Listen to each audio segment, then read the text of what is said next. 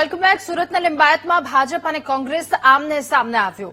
મદનપુરમાં કોંગ્રેસની પ્રચાર મિટિંગમાં ભાજપના કાર્યકર્તાઓનો હોબાળો. ભાજપના કાર્યકર્તાએ કોંગ્રેસની મિટિંગમાં જય શ્રી રામના નારા લગાવ્યા. 5 વર્ષમાં કોંગ્રેસના ઉમેદવારોને સોસાયટીની યાદ ન આવી હોવાનો ભાજપના કાર્યકર્તાઓનો આરોપ પણ છે.